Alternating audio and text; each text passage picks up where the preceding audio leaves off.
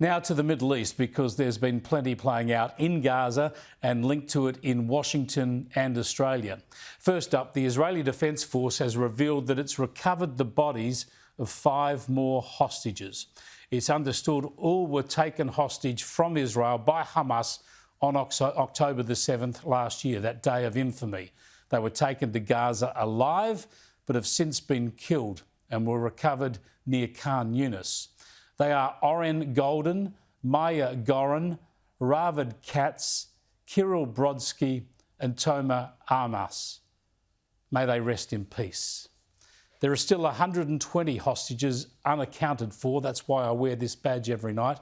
And the great fear is that while some of them are still alive, many will have met a similar fate. This news came as Israeli Prime Minister Benjamin Netanyahu visited the US and addressed Congress. He summed up the situation in stark terms. This is not a clash of civilizations.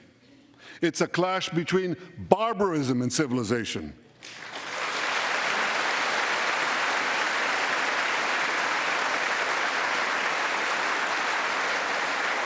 It's a clash between those who glorify death and those who sanctify life.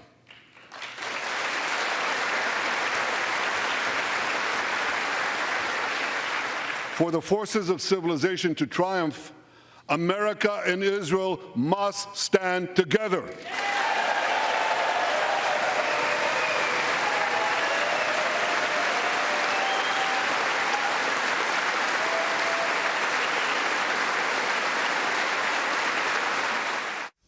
Yeah, and what a sad thing it was for Israel, for America and for the free world that neither the President nor the Vice President were there for that address.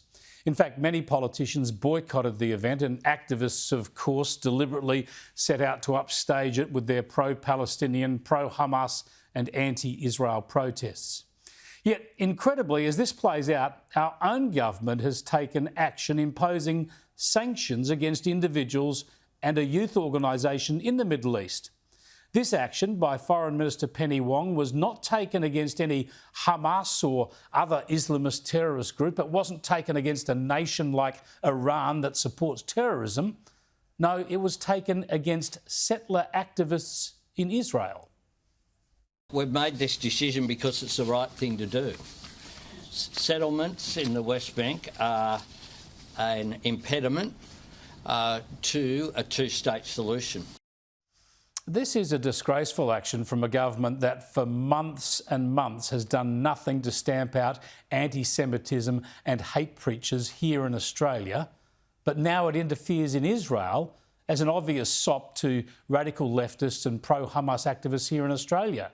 Now, this is not to say there aren't people in Israel who overstep the mark, but Israel is a democracy and it operates under the rule of law, and it's perfectly capable of prosecuting any of its own people who break the law.